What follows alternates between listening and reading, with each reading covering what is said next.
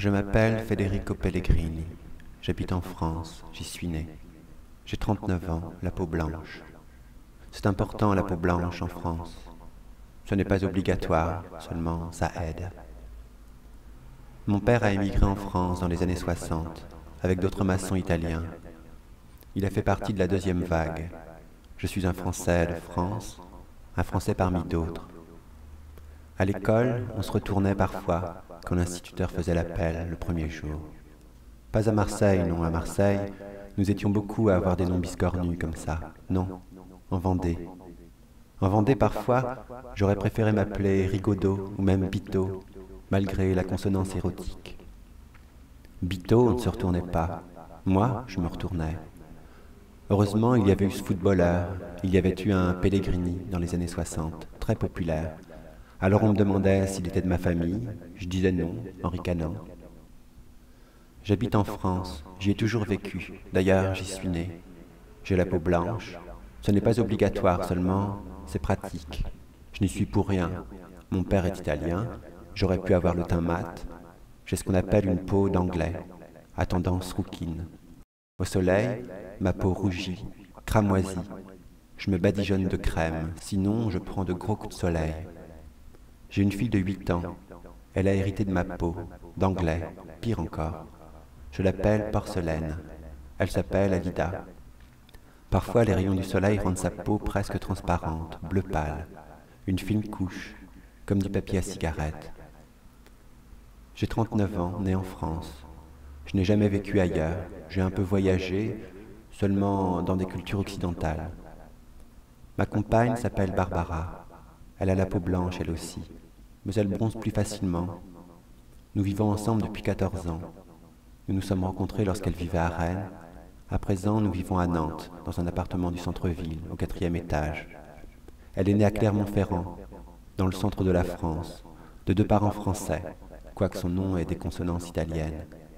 Tout comme son prénom d'ailleurs. Seulement, le prénom, c'est un effet de mode. Le nom, lui, c'est un héritage. On n'en change que lorsqu'on s'appelle Hitler. J'habite en France depuis 39 ans. On peut me considérer comme faisant partie d'une catégorie de Français, ou comme un spécimen, un échantillon. Je n'ai vécu aucune guerre sur le sol français. Né en France dans les années 60, on pourrait dire que je suis un enfant de la paix. Pourtant c'est faux. Je suis un Français de France. Je n'en tire aucune fierté. Lorsque l'Italie rencontre la France en finale, le score m'est égal. J'habite en France, ce minuscule pays au centre de la planisphère. À l'école, je me demandais toujours pourquoi le globe, une fois déplié, aplati, la France se retrouvait toujours au milieu, entre le bloc de l'Ouest et le bloc de l'Est. On nous disait que la France était un arbitre. Aujourd'hui, je sais que c'est faux. À 18 ans, on m'a demandé de choisir ma nationalité. Un adjoint au maire vendéen, qui n'y connaissait rien. Il m'a dit « Sinon, tu devras faire ton service militaire dans les 2 pays ». Ça m'a effrayé. Déjà que je ne voulais pas faire mon service militaire du tout, je m'imaginais une guerre entre l'Italie et la France, et mon indifférence pour les scores, me tirant dessus, évitant mes propres balles. J'ai choisi la nationalité française parce que je ne parlais pas italien. Mon père était toujours en déplacement pour son travail, pour un salaire de misère. Et puis 10 ans plus tard, on me demande pourquoi je n'ai pas la double nationalité. J'explique pourquoi. L'adjoint au maire vendéen et tout ça, on me dit qu'il s'est trompé, que j'aurais pu garder les 2, que si je veux retrouver ma nationalité, il faut que je fasse des démarches. Moi et les démarches. Je ne tire aucune fierté des nationalités, je pourrais même n'en avoir aucune. Mon pays, par contre, est très à cheval sur les nationalités. Mon pays, c'est la France. On dit que c'est le pays des droits de l'homme. J'imagine qu'il y a une résonance historique à tout ça, mais seulement une résonance, qui aujourd'hui ne teinte que faiblement, voire plus du tout. Je suis un Français de France, j'ai la peau blanche. Ce n'est pas obligatoire, seulement c'est vivement conseillé. On ne me demande jamais mes papiers dans la rue. On me croit sur parole, sur peau. J'ai moins de mal à trouver un appartement, un travail. Les banquiers me considèrent comme un des leurs. Et quand je prends l'avion, je reste moins longtemps, même si je fais sonner le portique. Je ne suis pas citoyen du monde non plus. Pour être honnête, je ne m'y intéresse pas assez au monde. Je le connais si peu.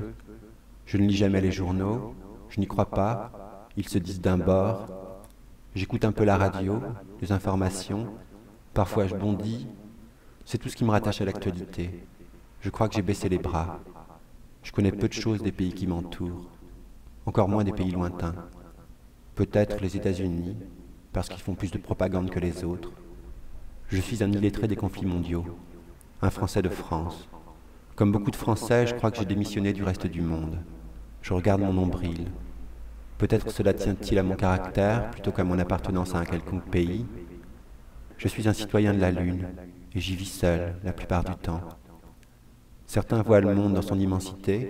Pour ma part, je me suis naturellement tourné vers l'infiniment petit. J'habite en France, dans mon cerveau. J'ai de très rares amis, me confie très peu, de moins en moins. Mon noyau familial est réduit à son strict minimum. 2 parents et une sœur qui est tout le contraire de moi, tournée vers les autres. Elle a épousé un Indien. Je ne tire aucune fierté de mon autarcie. Je ne peux même pas dire que j'y suis bien. Heureusement, j'ai ma compagne et ma fille. Si elles n'existaient pas, personne ne pourrait attester que j'ai vraiment vécu. Je les aime d'un amour sans borne. Elles sont avec moi, même lorsque je suis seul sur la Lune.